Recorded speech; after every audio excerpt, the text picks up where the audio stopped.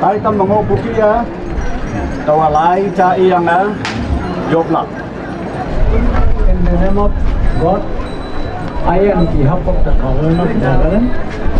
I Sri John, Minister, Environment, Forest, Climate Change and Village God, in presence of Honorable MLA Mr. Manipur, MLA Apoy,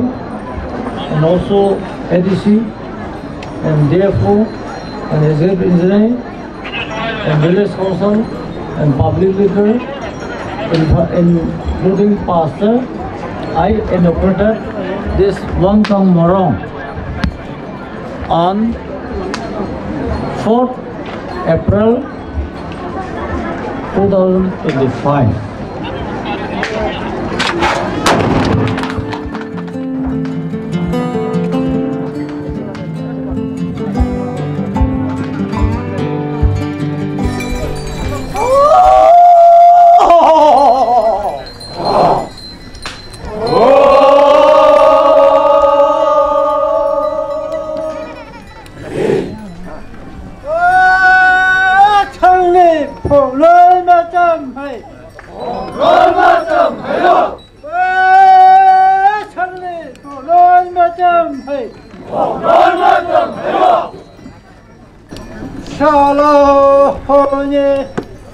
Lao mai lao san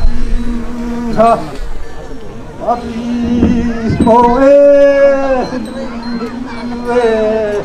abi moe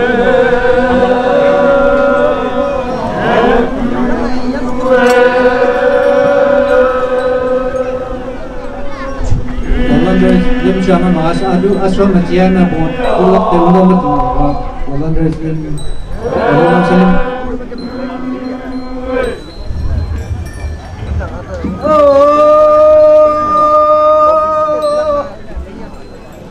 Mấy khi mình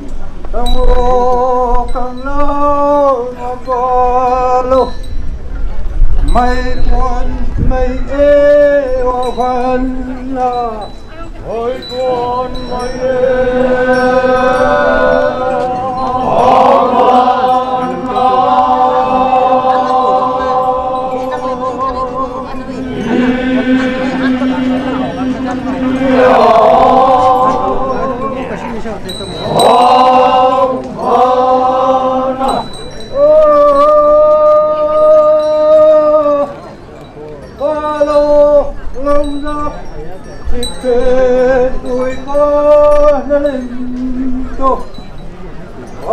con bông mê cho cô coi con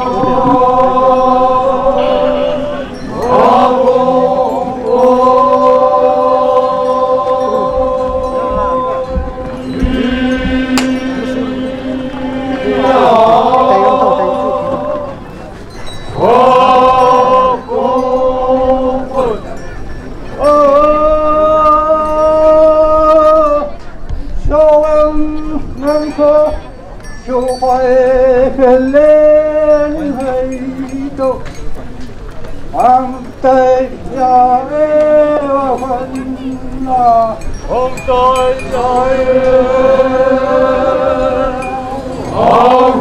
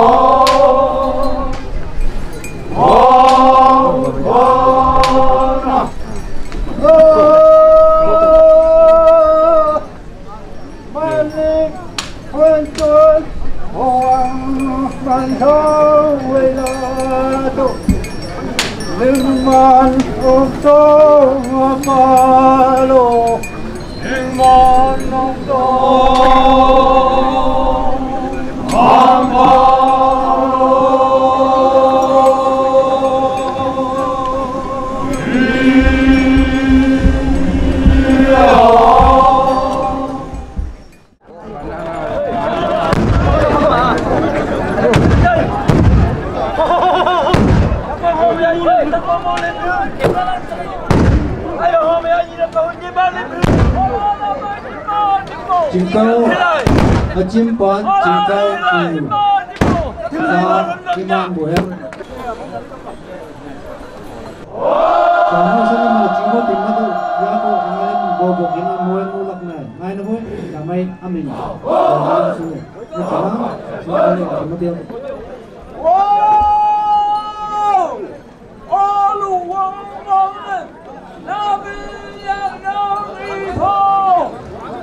Long Nam Pushia itu,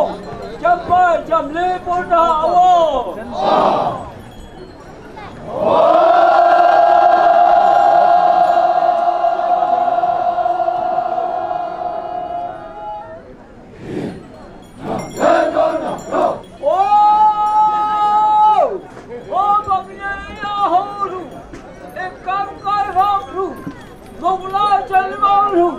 Cuaca menyip, cuaca mengarung jemlah.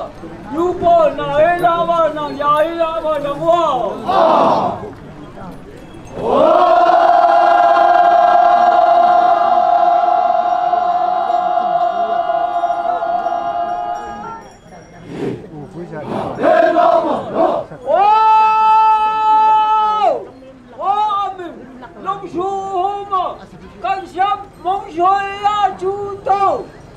Lại phá hôm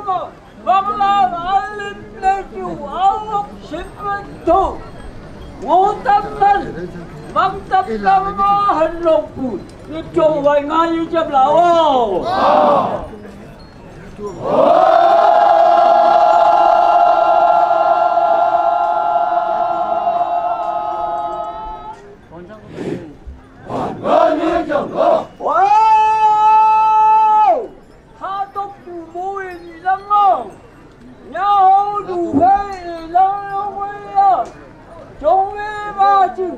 Bà phê lâu lâu ấy phải lâu em hát ta châm lão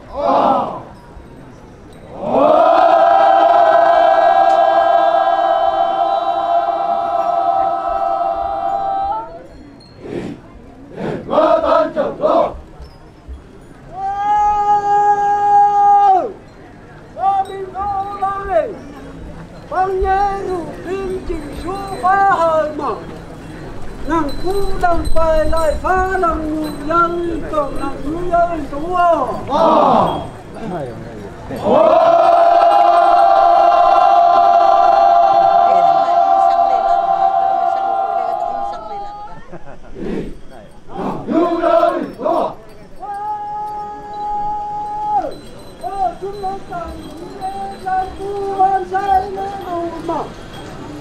Ba bông lâm lì bờ vây đi vân ra tìm đi. Ê lê bốc chết. Wala kalim. Anaya di sewa kama bobo hulim pai sewa cha. Asaka kama. Trong balam isu cingko. Kalim cingko lim. Wang kamen. Amai kalim cingko lim pe sewa. Halo.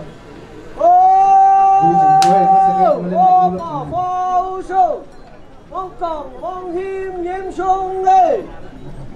chim mong cầu lúc nào mây lê ập hô con thắp lồ trình chương mong công mày cổ duy lóc trong trình mà phung po phân mô ta e u phân yu nọc ya bây giờ phòng yu ya na hàm còn yu ya na hàm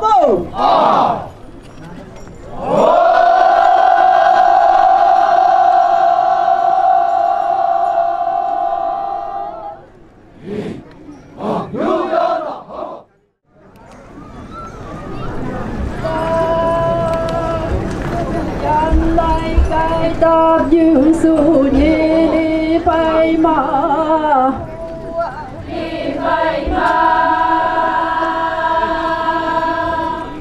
su yang này cây đáp dương su nhi đi bay mà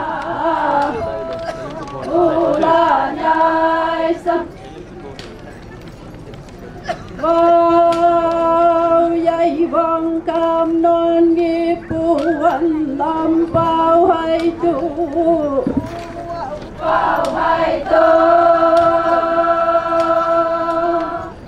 dây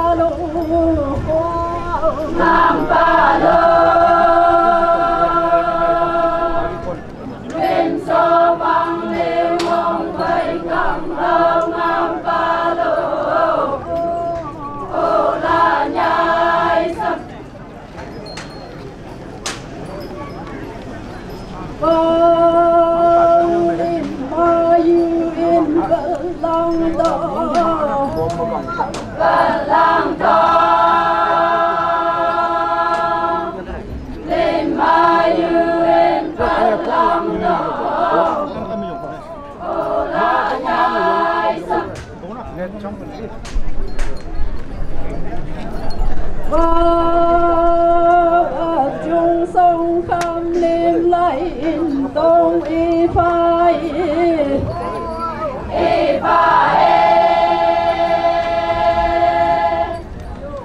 chung sông kham lên lại in tông y phai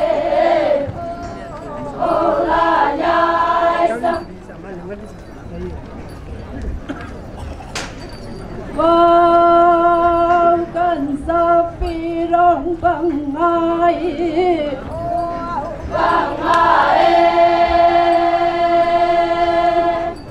cần sa phi rong bằng ai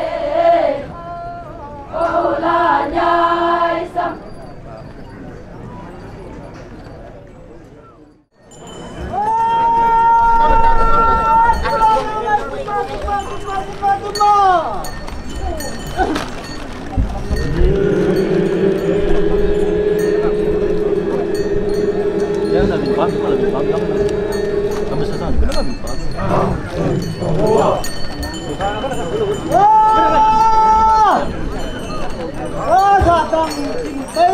quang cầm bà quân năng đồng hậu quang quang liềm lúc đồng hay tông xà căng quân hậu hậu bài phà nào về không này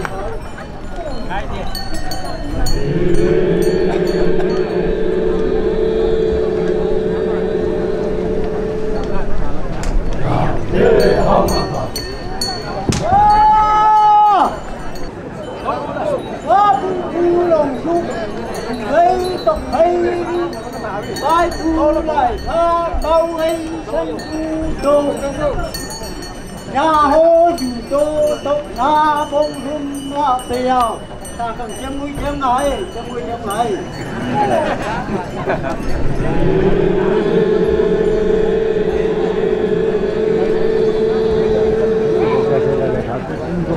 Ôi trời ơi, một số các được kỹ năng quá lúc Phật mà thằng bằng ấy trình rồng lồng xuống hô trình nham tình này pha các tu anh đẹp nhà hô bà tu à bà đẹp quý trời bài cứ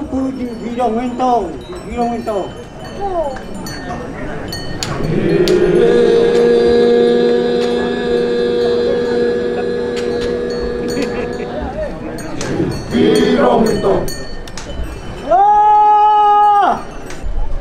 thân lý giao tí bà lù giao tí ngay không cùng lấy khu nam thiên thăng khác là bà tham túc giá nhã thèm lù tình man thấy trong vi rồi khu quang tổng của mấy nào đi về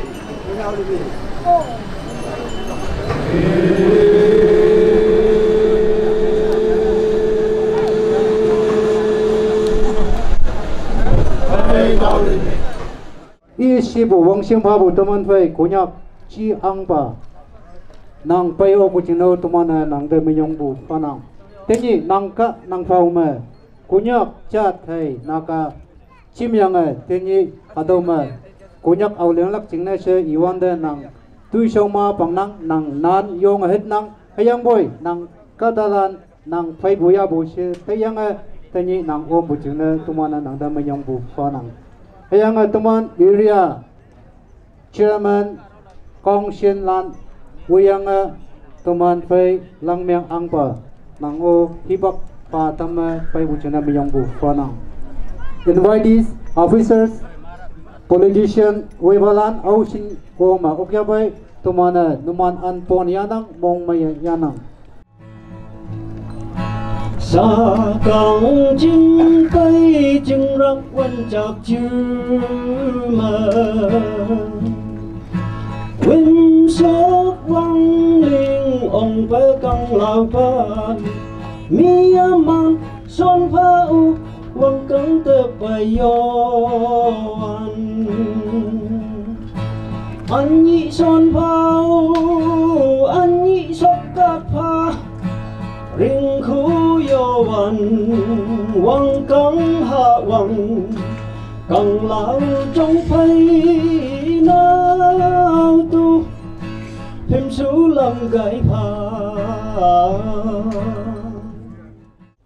nalima angapa kalim chingima seven morong panit ya pama angabai len pan pangma apu palim melele sesiu remawang panasang lila tu mangku bo chu ra ching mesiu con tangan ma bo vai se bo lak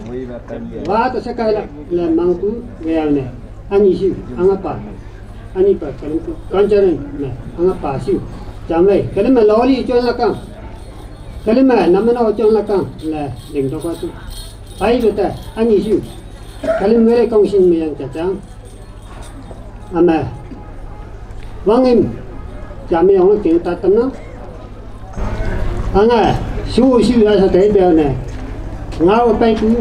jing yu a seven morong khung ma pa ni khung ma lan la tu nalim me me wang cho na pai bia ne ani su nalim ma anga hong la tu jing yu jing ne chon ma na yu je ma la ma na yu la anga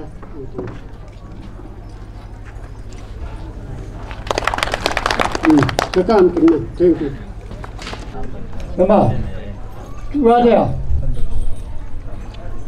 Anh bây giờ là lòng mình là khăn được mình nào đấy, bây giờ là anh đi ăn được. Chú ba, à bây giờ mấy chú ba phải làm mình cho cái đó là khăn nào mình nào đấy, anh đi ăn. Hay đâm đâm cái gì đấy, anh mà, anh sẽ bằng cả nhau à? Anh cháu là chú ba. sáng không ngủ mà trong nhà cao này là gì mà trong căn nhà thì là trong bây giờ mà cháu là biết bao nhiêu mà nhau cái này chú ba mà trong bây giờ mà xa không có cái xa không bao giờ mà giúp chú nó này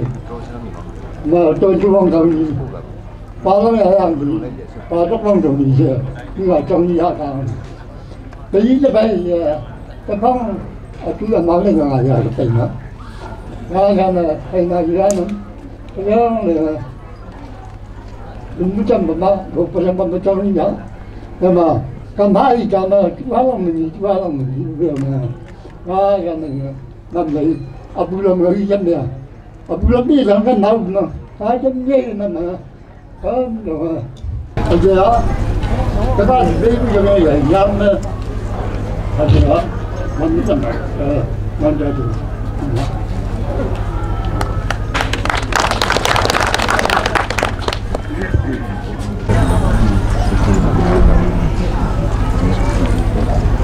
nhìn mấy ở kim đâu có chỉ cảm cha này nữa anh bạn chỉ có cái đó cha mình nhỉ mà pa uang kang pa nhiều cái xin uang mặc chính là ít tuổi bị mà pa chơi ngồi rồi còn kim bị hang đấy hang bắc khi mày agan khi mày cụ tâm chính là bên trong của anh đi cụ ba tuần ngồi cụ càng mong mà chỉ có tóc của người mong chán ngất chùa ra chỉ cái chi à chừng mấy mà relation hiện chẳng mấy ai ông ấy và tôi đây là sắp hay nào của linh số có phải làm mấy vậy anh mấy phải làm mấy vậy sếp khai chả chả phải ai là chính anh ấy tôi vào chính chú hay là làm kín gì đấy hàng chỉ là cái món ăn đó phụ sửa của càng không được Panjang Ilak, the importance of the PAN institution. PAN was the only learning institutions. There was no other institutions in our traditional society. PAN Morong was everything. It was a college, it was a school, it was a guardhouse, it was an information center, it was a learning institution. Ano PAN attendance hatawa compulsory. Kon bi ito PAN de attend na kora manu thakanai. Aro ito PAN de attend na kora manu do tato abnormal hole attend na kore. Ito garne PAN de ki sikhai ase. Ami Nagamistry mix korin gobo kele mane PAN meaning na jana khan bi olop dikhi ase ito pra. Aro Nagamistry sob pra jani ase ito garne. PAN toile ekta learning institution thakise. Ki ase ito sob ito morong de sikhai ina thakise. Mostly work culture ito to PAN de sikhaise. Kele attendance to compulsory ho pra bosti laga morong laga family laga sob to jointly kam kore aro among the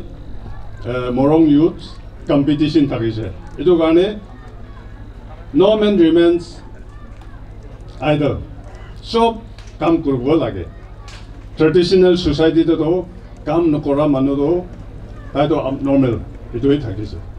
Inega ekta learning institution thakise. Aro ito morong to discipline center ekta thakise. Ami konyak la nem do elder do ami ke one day dangor hole bi moi boy kena thaga chair do tage dibo. Ami ekta shop hole bi tai villager ekta hole bi ami bra umor to olop dangor se kole tai be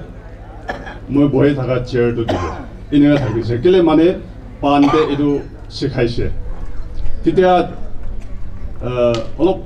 younger khan boy thakibo tade elder khan aile takana sit dibo. Inega sikhai thakise. Etu garne discipline etu do PAN de sikhaise. Aro etu morong de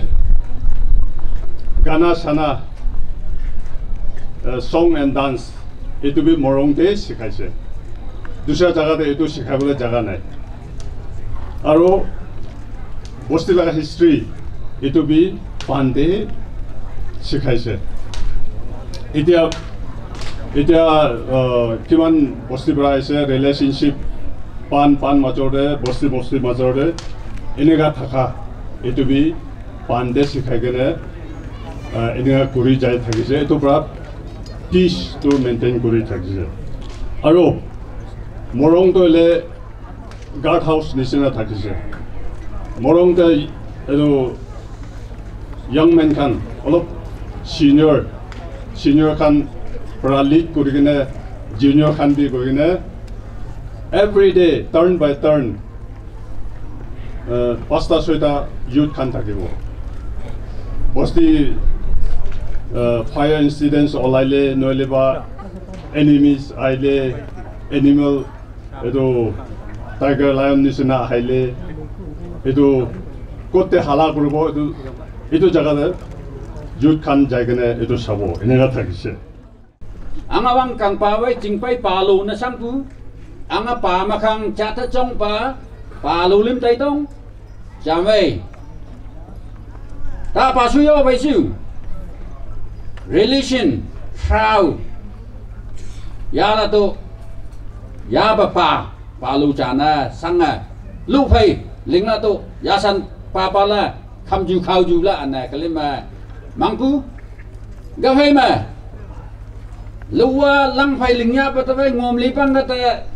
na cha sana yan phai lingha la ila to kalima yan phai ju lingpu ai gavai sang yan phai ling besun trau ganga lai ha la na panya pu buile pu ganga ma pawe ling lai nang la ana panaya asa shoki salim male shoka sai bang beau ne bo rai mai pa panwit ke tu kham ju khau ji bui le ni la shok pa sai pa ane shok sa win nu le asinau tha le jamai jing ma pa lo wang e ama pa jing ju jing wang lan mam pa le ma su apek ji pi ya wa ya wang kang pa lo wa chana san pu wang kang pa lo we jing pai pa lo we la ane yaw yam yaw tak san su kalima ane atnan chala ya la tu ai yang apa lu ling na tong chen la hali la kalima karolong so la kalim phai honorable minister ai kalim gan sang si tai tong ang ling na tong la an ai ko tu ling na boy jem ne se ling ai la kalim bong song la tu kalima ani ling la tu palu ling la tu ani kalima celebrate na sangbu bong mai pa ganga ni tai tong anga palu ling hali ko tu ama jingju makhang pa sapa puwe jamai paloi hai semangin ma nan ma jamai soksa binua soksa julema pal bangkang pa cha ban seling la sai pa sip pa ganga yaw ne yang changla kuwang pa phai ganga lingwang pa tai tong lu ta ka ba khik la si naw ramat chuk la ka la tuวันละตัวลิงปะอามาสากังโฮมปะ public สัลละตัวยาวะอันนี้จำมาผมมาลิงปะไตตงอัตโตกบงมาสหปะปูสิงปะมันปะยาวะสัลละตัวกลิมาลิงรกปะไตตงยาวะตาบินซองปุยบงไม่ปุยอาศัยปะลิงปะกะไว้กลิมยาวะสัลละตัวกลิมยาวะติมละตัวลิงรกปะจ้าจำไม่โฮจูจริงๆนั้นarea jingnang kansunsi jingnang konyak chatali jingnang naga jingnang ganga kalimasu culture ma kalimasu contribution cha ko puila ana linga tampo le pa bongmai ka abinga report ko tamna hawa moi man pa Ajiba chairperson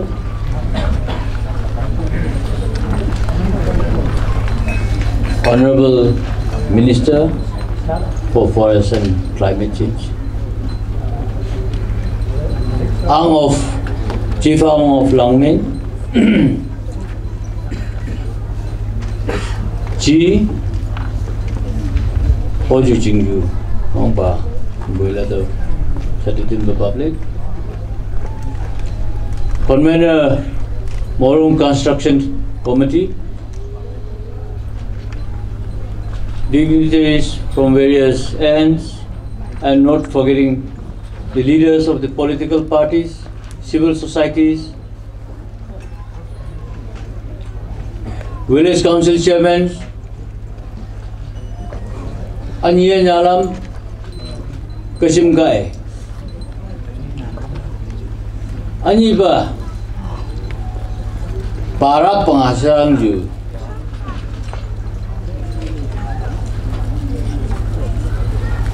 all in greetings to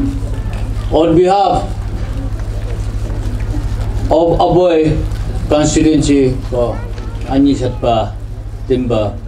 akong daga convention ng tingadam do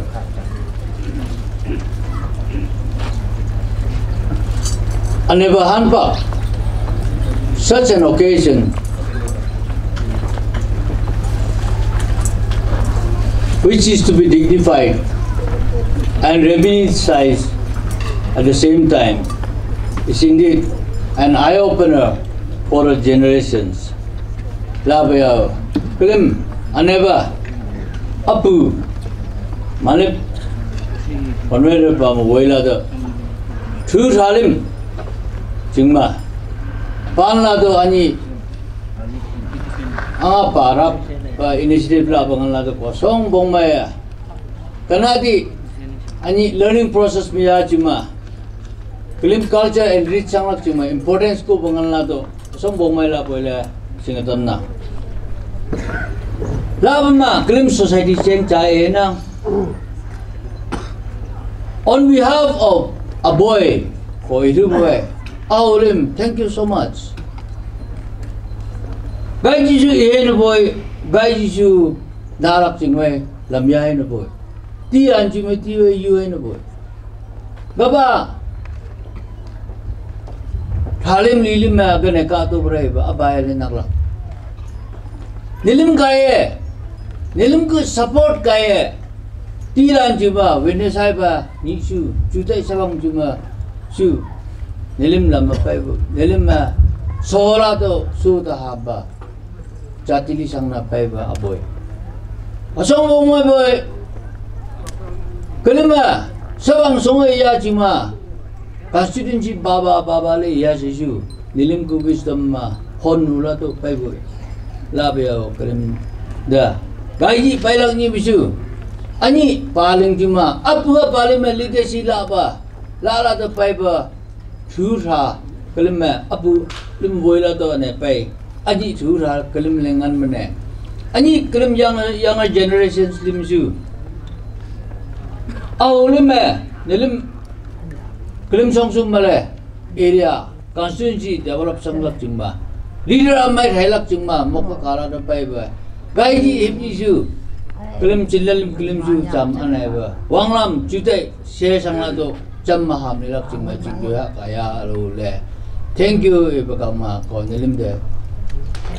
jam moiman sarap juila ya phao le ka tamboy toman singlaka Malan silap tinggal kapan nggak mau pun, to pulau lewat long pen saya alam nata me, hak pen saya alam nata me, saya, koyak tuan bau ya, sau YouTube tu lepas, mi pum awalnya tu lepas munje, mi awalnya kemana sang lelak, ubah sang lelak begitu atau ke lelak, ni khoklak, ni pak yong bayalak. Yo tem yang long nombu long pen sau la to parama Thailand ya som sau la athati set jala khadu ko tamo lok la na clear lok pan evan na do nga hang ni bu chima pan related ngop ji nga bai pan related ngop ji ne bai training pan ma pha to awleng ngon da hakalok lak sang kaya lak atau nyau dok, itu lak nyau lak nanga chance na, nok lak nyau lak nanga chance na, ayam boy tenji teman fai subu atau awalnya mo, kalau the reform melak, atau tracing reform melak atau nyau dok, to meni mon lanjik YouTube ngenge mon pa, to lok Trump beating competition. Imana yok mai boy, meni bayi imana yok mai boy, terasa. Hongkong ni khogyang a, ni haya, bekwal lang yang, tu sang ya yang sanglap ya yang agak lok boy, su boy, nuan YouTube ngilang. Ano tazat area, tu bamboo dance, yok mai imana agak lek boy, hatu ke teman ini awlim tu. Tau tracing ya bu yaman bu awleng taya awleng ma talok bu balok wan tak talok tau ya ma lip khoilam awan toy lim pelia bu ano atau sani balek puwa song puwa angbal ngoya boy angbalan ya bu ja boy sa ba to ban ba molan ya to bu ya ano atau ating bawa cibut to peleket Maya tu punya, hebo atau tamanjing aja, tamanjing ba, sanyua ating bayalak atau angbalan hayiklah, lah kau macam, respect ya, yang isi begini, tahu angna aji bulan atau jik kemah pui busalah, di sana jual nak sah kau pui, atau tradition yang maya, cuman protokol maya lah aja, awalnya, wangkang palo nalun tu se. Kose kamu jelas sampo, le, ani pe ngapa, pa murah pa bong mereka, Ebi itanna hawang halakwa moema. Thank you and God bless. Pang yu hata mana yop laka atau palong pang mai. Sao jangan haki official na ngaya bang na. Yalak pa muya mana tamsi. Ayang hatau jam chong fai na ta. Chong alam ya tamsi se. Teman cina yopa. Ayang teman palana. Dia sah ok apa ujene kau ni miyong fa ayang iman cina. Ayang minisa pa emle pa ayang memsa iman buyang.